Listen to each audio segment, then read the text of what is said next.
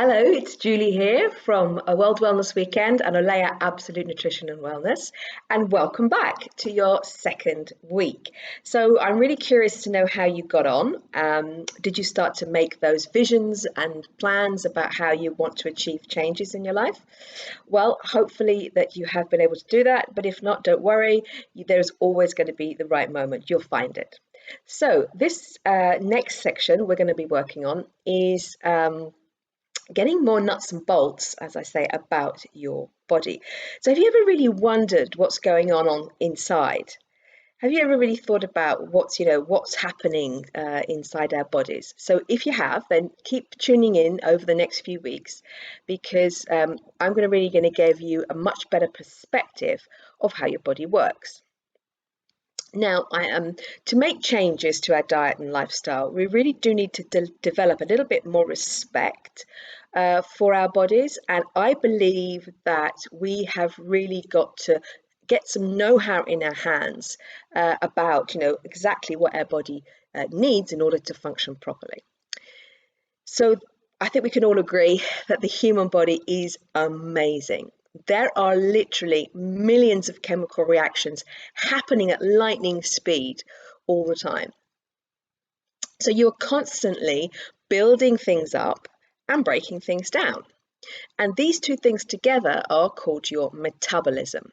So think about it like a lot of chemical reactions that are keeping you alive.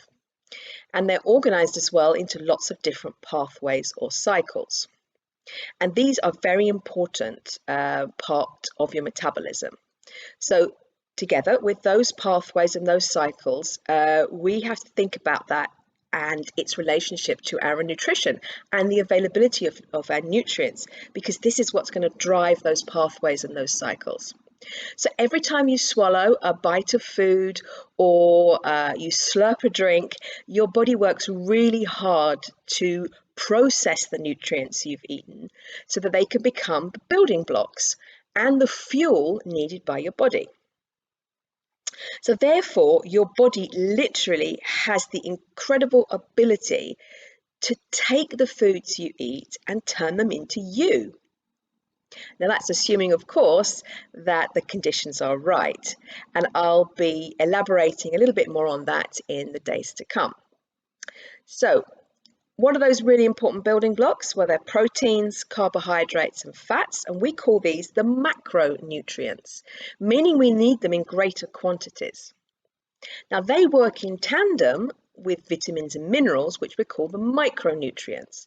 These are still very important, but we only need smaller amounts to keep the body functioning. But they are critical for things like growth, repair, and also protection, and keeping our energy levels in the right place. And last of all, I think we could say as well that they are really important just for our general overall physical and mental well-being.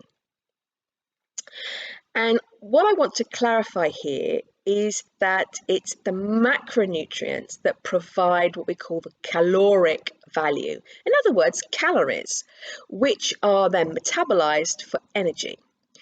So just think of a calorie as a unit of energy. Now, the micronutrients are like the magic wands that enable the body to produce enzymes, hormones, and other substances that are really essential for proper growth and development. And you may have heard the term as well, empty calories. So these are the calories we get from things like added sugars and also some types of solid fats, but they actually have little, if any, nutrient value. Let's take an example, like a carbonated soft drink. These actually give you energy, but it'll be short-lived energy. But little or no other ingredient within it has anything like has nutrition value in it in terms of vitamins or minerals or protein or fiber, or even the essential fatty acids.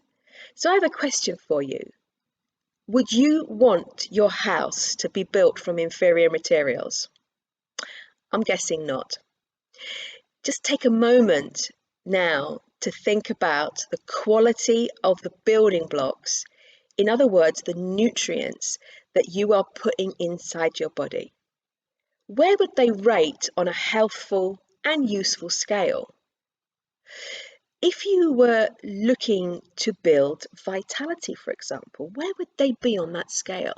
If you were looking to build a mental agility, where would they be? So think about what you're putting inside you as really important building blocks.